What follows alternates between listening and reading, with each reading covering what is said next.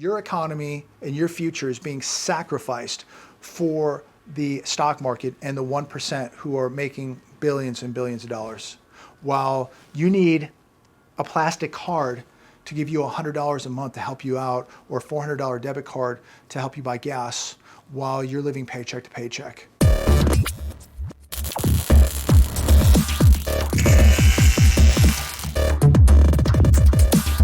It's Thursday, March 24th, 2022. A lot happening. I want to get right into it today. Before I do, please give this video a thumbs up. Make sure you subscribe. Make sure you share these videos, and make sure that you hit that bell notification down below so that you are alerted when the newest videos drop. But without further ado, let's get right into what's happening. Markets just closed a couple hours ago. Dow Jones up 350 points today. Markets across the board up. What's fascinating is yesterday, markets were down. Dow Jones was down 450.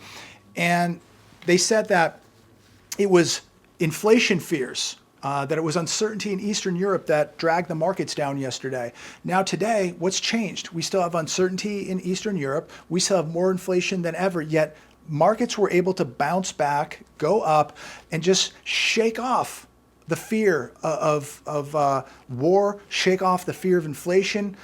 There's more uncertainty on the globe than ever. There's more inflation than ever, and the markets were able to just shake it off. Anybody out there that believes that these markets are not a giant Ponzi scheme, that they're not completely controlled and manipulated, you live, unfortunately, on another planet, and I feel sorry for you. It's so apparent and obvious what's going on. How in the world can the markets be down one day because fear of inflation and fear of war, and then the next day go up when we still have the fear of war and fear of inflation, but they can just all of a sudden shake it all off whenever they want? The markets and investors can just shake it all off. Very interesting. Let me know your thoughts on that. The hedge today. House Dems want to stop oil inflation by creating money out of thin air. Let's talk about this gas rebate bill. They are proposing a bill to give everyone in the U.S. $100 each month to help fight against inflation. How nice of them. That's very, very nice. So basically what they want to do is offset inflation by creating more inflation. And I'm not going to just blame this all on the Democrats or all on the Republicans, and I'm not going to get political here. Let's just say politicians. But really, it's the politicians that have gotten us into this mess. They've spent so much money. The government has spent so much money and printed so much money to spend it. They have borrowed so much money to spend it, and you get the bill. And so this is a great idea. Let's keep doing what got us into this mess. So let's keep borrowing more money and printing more money, give it to people so we can create more and more inflation. I mean, this is just absolutely absurd with what we're watching take place. And our lovely governor here in California, he wants to give $400 debit cards to every registered car owner. And if you have two cars, you'll get 2 debit cards. So what I also find very fascinating is if you look at the average price of a house in California, you're looking at $800. That's the average cost of a house in California. Yet the average person in California is going to need a $400 debit card to put gas in their cars. Think about how absolutely insane this is all getting. People living in $800,000 homes but need $400 gas cards to put gas in their car. This country and the state of California is getting so stretched. The people here, I don't know, especially when you look at California paying $6.49 for a gallon of gas today, how in the world are people doing it? And to think that $100 a month is going to help people, that's a drop in the bucket. $400 a month, we are so far over the cliff, ladies and gentlemen. $800,000 houses, $50,000 cars, $100,000 in college tuition, $20,000 in credit card debt. But here's $100 a month. Here's a $400 debit card to help you out. Isn't it amazing how they just break off and just give you the little crumbs when they're living in these massive homes, multiple homes, driving, European cars, $100,000, $200,000 cars, and they're going to give you $100 a month. But it's not giving it to you because they're going to print the money and borrow the money, and you're going to have to pay it back, and you'll be paying it back every time you go to the pump, every time you go to the grocery store, every time you go to the urgent care, Every time you pay that rent check, you're going to be paying it back because that dollar you use is being absolutely decimated. I watched a video yesterday, and many of you probably saw this on the news. It's been all over social media, all over the internet. It's been all over the news. Beverly Hills yesterday, a jewelry store. 5 robbers showed up with sledgehammers, and I think they might have had, I think what they call Gorilla Glass, real thick glass in the front window, and they were just hammering it out with sledgehammers. And they got in, they stole $5 million of watches, necklaces, precious metals, and they grabbed this stuff, they're running down the streets, gone. And this happened at 1:45 p.m., broad daylight in Beverly Hills. Now, the night before in the Hollywood Hills, a watch dealer, Anthony, gentleman named Anthony, he's a luxury watch dealer. He had a home invasion. 4 guys came in, robbed him at his multi-million-dollar home. And so then the next day, this happened in Beverly Hills at Luxury Jewels of Beverly Hills. And it's astonishing to watch this. It's really, really a sight to see, watching this happen in Beverly Hills in broad daylight. And I bring this up because so many people will tell me that, you know, they have cameras at their house, so they're safe. They keep the porch light on, so they're safe. They lock their doors, so they're safe. And they live in a gated community. They live in a nice suburb, so they're safe. You need to realize you are not safe. And this is why it's imperative, and this is why I repeat it daily, you must have real security. And you must be working on your security skills and your security situation, and you must have a plan. To think that, you know, having the lights on or having the doors locked is going to keep you safe. Look, these people took sledgehammers and went right in. And too many times people use the excuse, I live in a nice neighborhood, I live in a gated community, it's never gonna happen to me. How many times did that jeweler say the same thing? I'm in, you know, 90210 Beverly Hills, it's a beautiful sunny day, it's never gonna happen to me. I've got Gorilla Glass, I've got cameras, it's never gonna happen to me. Well, it happened. And it can happen to you too, ladies and gentlemen. And this is why I repeat this message, and it's so imperative that we're always working on our security setup, our security situation, our security training. And as I said in one of my last videos, I'm going to be, in April, we're going to be posting new videos back at the training center, back out there running, gunning, and training, and just, you know, talking about skills that you should be working on, talking about, you know, how to operate a trauma kit, how to apply a tourniquet.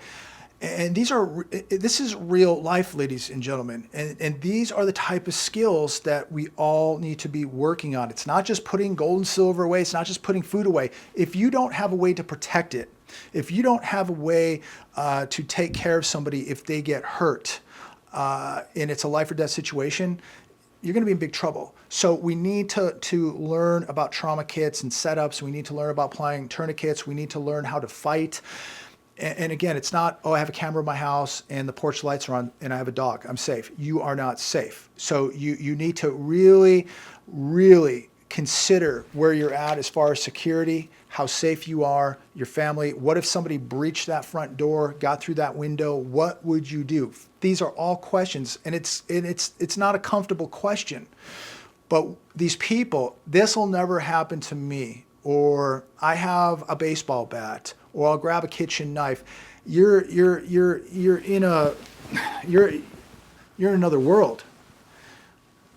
We need to be taking the serious precautions and really, really working on our security. And if that means hiring a professional to train you, teach you, to come to your house, and everybody in the family should have a role, and everybody should be on the same page, and everybody should have a plan, and everybody should work together. If that front door gets breached and somebody gets in, and if they're armed, or what kind of weapon do they have? What are you going to do? How will you detain this person? How much force will you use? What kind of force will you use?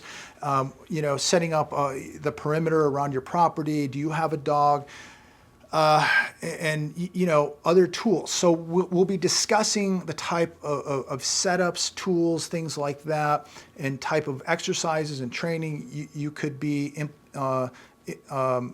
adding to your setup. So we'll talk more about that later. Another article today on the hedge, automated trucks could displace 500,000 US jobs. I saw a video 2 days ago on this automated gas station where you go and you just put your card in, pump gas, you go into the gas station, you can get a coffee, soda, snacks, things like that, but there's nobody in there. There's no humans. You just use your card. Everything's automated. And we see this at the grocery stores now. You see it at Walmart. You see it at Home Depot. You see it at Lowe's. Everything is pretty much humanless. And you just do self-checkout now, right? So there's less need of humans.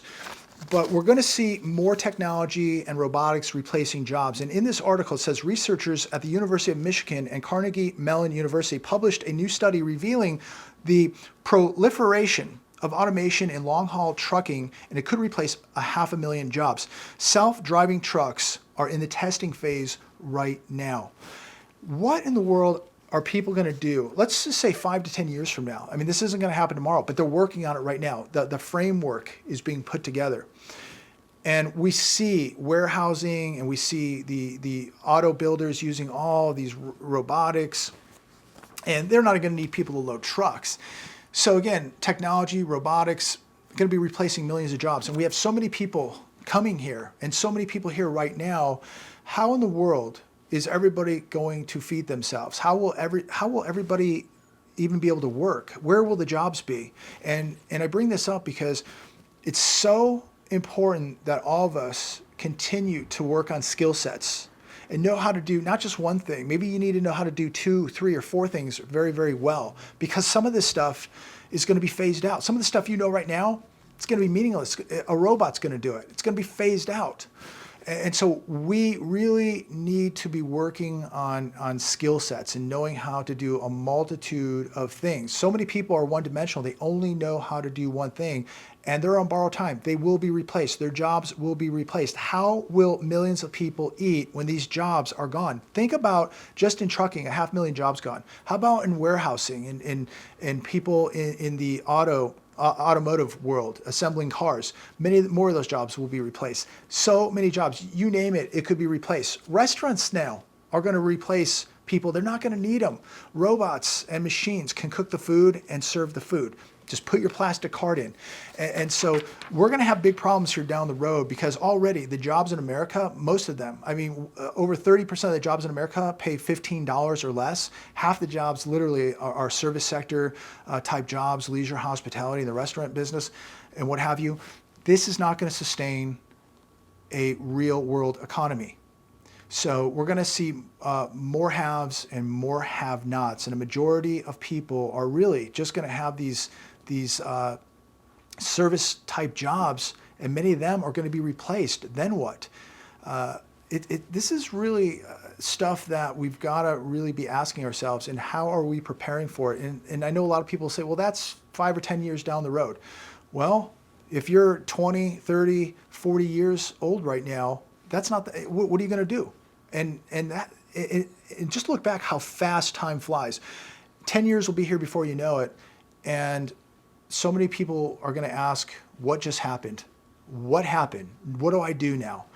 And you need to take time and start learning other skill sets and acquiring real life assets and knowing how to do something. Another article in the hedge, trading houses will collapse.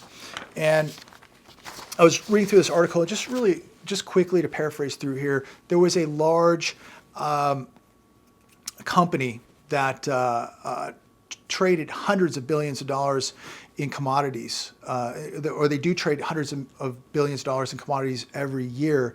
And they are facing margin calls right now on billions of dollars. And a lobby group from the European Federation of Energy Traders right now are pleading for emergency liquidity support for top trading houses, oil companies, and utility companies in Europe. Right now, we're talking billions and billions of dollars. Margin calls where companies, institutions, retail investors borrow money to gamble on the stock market. We have never seen so much margin debt just right here in the US. So many people and so many businesses have borrowed money to gamble on the stock market. And many people and companies are going to have a very hard time paying it back. And when these margin calls come to fruition, what is going to happen? What is going to happen? They never talk about this when I watch these financial shows. They never talk about all this margin debt. It's at another record level. We talk about household debt and credit card debt and corporate debt and federal debt and municipality debt, and it goes on and on and on. What about margin debt? What happens when we begin to see margin calls and they begin to happen globally? Big trouble, and yet nobody thinks anything bad is going to happen. Bad things are already happening right now. You are watching this economy continue to collapse. We've been watching this economy collapse for 2 or 3 years now. It just continues to get worse. Wait till this thing begins to accelerate and you begin to see margin calls and you begin to see these commercial mortgage-backed securities tank and the bonds tank, and then the market's tanking, and of course real estate is going to be tanking. It's all going to tank at the same time. This is the perfect storm, ladies and gentlemen. It's going to be absolutely catastrophic, biblical, epic, and it's going to be a wild, wild ride. So I hope you're preparing. An Indian rupee ruble trade agreement with Russia may be ready in a week. This on CNBC. Markets continue to ignore the warning signs. We have so many countries now trying to get around the dollar, and now right here on CNBC, an Indian rupee ruble trade arrangement with Russia may be ready in a week. And we already know that there's a lot of stuff going on between Russia and China, oil and what have you. And we're gonna continue to see more of this play out. We're gonna see more countries who are fearing sanctions, who don't like this control that they're seeing with the dollar, and they're gonna continue to look at other options. And it's really, I think it's really, really frightening with what we're doing, and this whole thing in Eastern Europe and what we're doing with the dollar, the sanctions. I think there's going to be serious blowback coming, and this really is going to sound a hyperinflation alarm. I'm going to finish with this last article from King World News. It's titled Hyperinflation Alert. I'm just going to kind of paraphrase through this very good article if you get a couple minutes. Central banks were supposed to be the stewards of money, but now they have become the creators of money, accommodating governments and the 1%, ladies and gentlemen. And now we are all drowning in debt because of all this. Now we are waking up a bear in Eastern Europe, Russia. And we're waking this bear up by these incredible sanctions. And the chaos that we're causing in those markets over there, we are going to see severe consequences in the economy over here. And I'm not getting political, I'm not taking sides, but for every action, there is a reaction, right? You keep poking this bear, you keep creating chaos over there, you're going to get consequences back over here in the economy, without a doubt. And we now have a serious mess on our hands, and we just seem to want to create more mess. Congress passed $5 trillion worth of relief packages in the past 2 years. World debt to GDP is 300%. Our debt to GDP is 130%. While we continue this crazy monetary policy. Money supply increased 40% since February of 2020, and it continues as I make this video. Today, consumption makes up 70% of America's GDP, and our spending continues unabated. Anybody out there that thinks that everything is fine, there are still people who maybe they are a little bit slow, maybe they just don't get it, but they believe the economy's okay. They believe, in fact, the economy's strong. They believe that this is normal.